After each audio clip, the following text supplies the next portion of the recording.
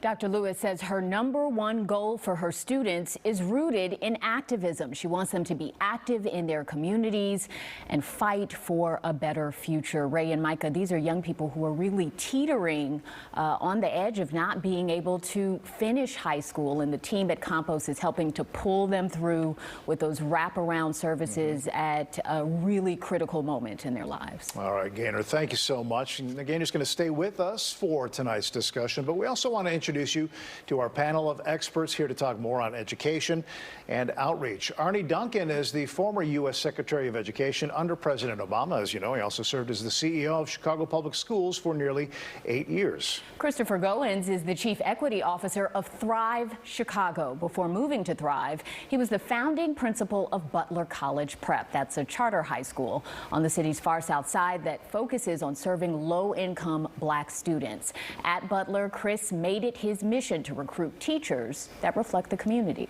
And Rebecca Vonderlack Navarro is also joining us. Rebecca is the Education Director at Latino Policy Forum.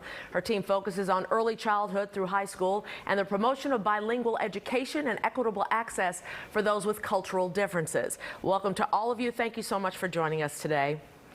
Thank you for having us. Secretary Duncan, we're going to start this discussion with you. Governor Pritzker recently signing a bill that will add graduation requirements in an effort to prepare students for college and the real world. Is this change helpful to students or just adding another barrier to their success?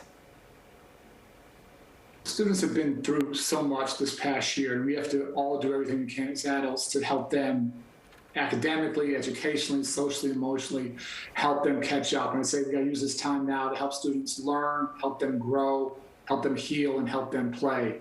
But having said that, whenever we reduce requirements for students, when we don't prepare them, I actually think we do them a disservice. So making sure young people graduate from high school, and that's critically important. There are no good jobs in the legal economy for high school dropout. But if you graduate from high school and don't have the knowledge to be able to take credit-bearing classes in college, if you're truly not ready, if you're taking remedial classes, then we're not doing families, students, schools, we're not doing them any favors. And we talk a lot about the cost of college across the country, and college is too expensive. What we don't talk about is we spend about $9 billion, with a B, $9 billion for high school graduates to take remedial, non-credit bearing classes in college, but pay college tuition. So when we have high standards, we should have that, but it's got to be high support as well. Those two things together are what our children and families desperately need and deserve. You think he needs to add more support, obviously, for that? We always have to support our students, and now more than ever. And again, what they've been through with the pandemic, with trauma, with fear, post-George Floyd's murder, there's so much that our young people are dealing with, and we have to meet them where they are. That's not an excuse for not having high academic achievement, but we have to take care of those students' social and emotional and physical needs first. Then let's talk about algebra trig and AP calculus and biology and what's the right college for you to go to. So, Rebecca, we dovetailing on that, we know that real change takes generations, takes an enormous amount of time, but what more can be done right now to help students? I think that's a great question, and I'm hoping to complement the panelists today with really bringing a perspective for our youngest learners. When we look at enrollment right now and what's happened during COVID, I'm not hearing a lot of conversations about the tremendous drop in preschool enrollment. This is really a problem we all need to be concerned about. And the organization I come from, we're worried about Latinos. Many of them start their education needing support in the English language. They're primarily concentrated in the early years. And research from the University of Chicago shows if you support these kids, they can go on to do well. I really want to counter some of the narrative that can be so negative around Chicago public schools. There are tremendous success stories, and a lot of folks think English learners aren't part of that. They indeed are. But we need to make sure they're in school, and as Arne is saying, getting the supports that they need. If you were to ask me right now where to put some of our stimulus money and resources, mental health supports, but I would also look at who is not coming to school. How do we re-engage these students? And it's going to look different across the grade spans. So for the youngest learners, how are we engaging caregivers and families, and how are we doing it in ways that's responsive to language and cultural difference? All right, I want to put this out to our panel. It is a really general question that follows up on something that Secretary Duncan said here. How how do we really get into the hearts and minds, convincing today's kids that it's a good idea to pursue a career in education? And the follow-up, how do we get them to stay in Illinois to use that training? I'll let anybody follow up on that.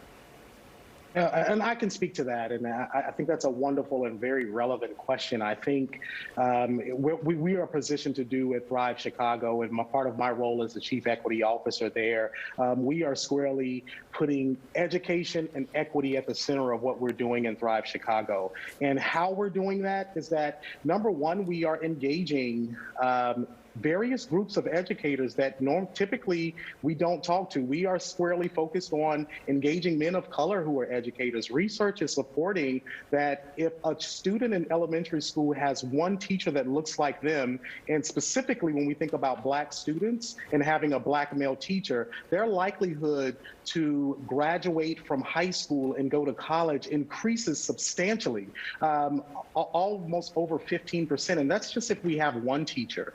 And I think the lived experience that teachers of color bring to the classroom, all students benefit from that.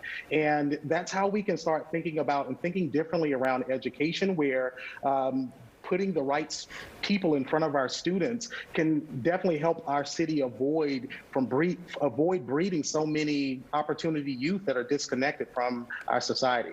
Chris, want to get your thoughts on what barriers exist. Why don't we see more Black and Latino men in the classroom at the elementary education level? And I have to tell you, we just recently spoke with a couple of former Butler College prep students who are in the Call Me Mr. program at UIC. And one of the things that we've heard from those students is that when they were growing up, they didn't see enough Black men, enough Latino men in the classroom. What are the barriers? The barriers, I mean, you said it perfectly. I mean, we cannot be what we don't see. Teachers with lived experience and cultural experience that aligns with our students help our students to see windows, and they help our students to see themselves. So we call those windows and mirrors. And if we know that it's a cycle, once we infuse young people with education as a possible career path, it will create a cycle. When we start seeing more in the classroom, they'll start believing that they can be teachers as well. I mean, and I'm a perfect example of that. I grew up in the South, in North Carolina, surrounded by historically Black colleges. I saw teachers that looked like me. And so I knew I could become a teacher. I knew I could become a principal. And I knew that I could do work like this because I saw people every day that looked like me. And that's one of the main barriers. And then the other barrier, we know that there are issues with teachers becoming certified. If you think about a student that has come through high school, that maybe come from a low-income background, it's difficult to be in college and in your senior year to dedicate an entire semester to student teaching because you can't work. And so we have to think differently around what type of incentives can we provide students that are actually student teaching? Are there financial incentives that we can employ? And one of the things that I love about the Call Me Mr. program at UIC, it is recruiting men of color to go into the classroom to be early childhood educators. And we know that that is the difference. That is a critical point that we need to see more representation. But how do we make this happen? You know, what is the incentive? Secretary Duncan, you were education secretary. How do we bring more people of color into the classroom?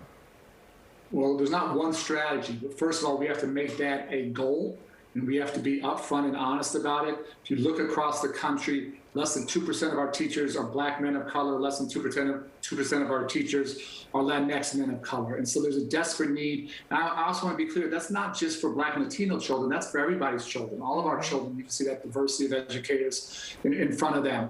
So I'm a big fan of what I call grow your own programs, where you have people from the community, maybe peer educators who have some education, but weren't able to, because of financial constraints, finish college.